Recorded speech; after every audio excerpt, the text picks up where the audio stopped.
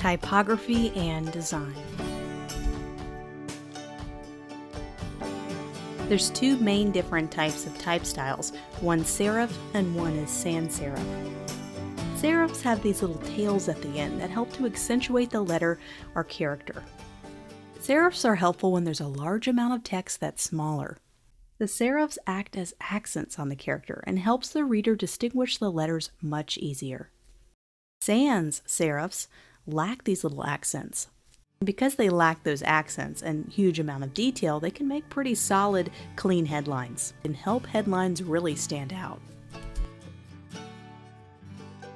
A third category to fonts is script fonts, and they are everywhere.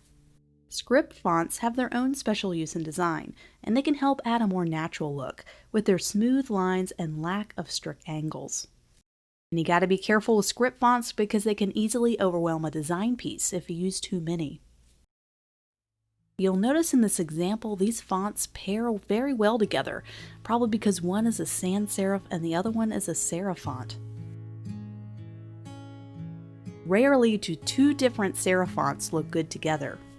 The same thing goes with serif fonts. If you have two very similar styles, they tend to compete with each other quite a bit.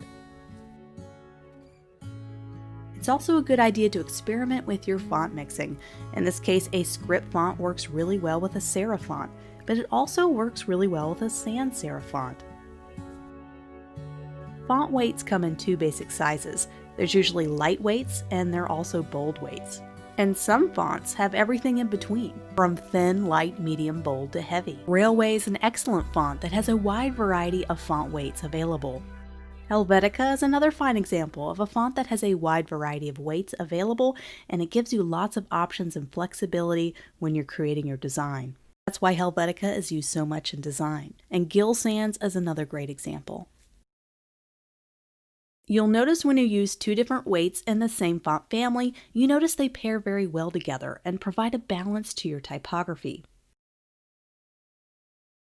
And spacing makes all the difference. There's default spacing, which you're seeing right here, which is the default spacing between the characters. If you widen the gaps between the characters, you'll notice it starts to take on a different characteristic. In this case, it can take on a more elegant look with those wider gaps. There's also tight spacing, which has its own use in design. If you want to be loud and bold, it can really get your attention. You start to tighten that spacing.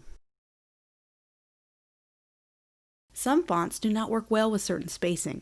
Take, for instance, lowercase letters. Wide spacing can make it a little bit tough to read, and it feels a little disconnected.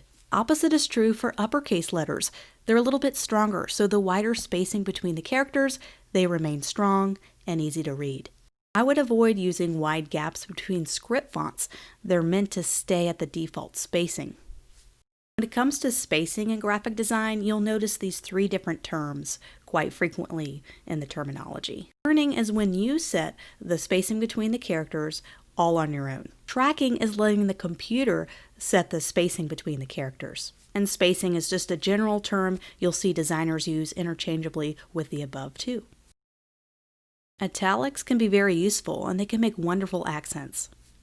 Italics work really well when you have multiple headlines and you really want to have a highlight or a hyper-focus on one particular word in a phrase. And breaking up the monotony is a goal in graphic design. Lowercase letters have a softer, more gentle feeling to them. And this can go along with the emotions you want to bring out to the viewer when they look at your design piece. All capital letters can look really good on headlines, but they tend to have a more stronger feeling to them. In some cases, this may not be what you want your viewer to feel.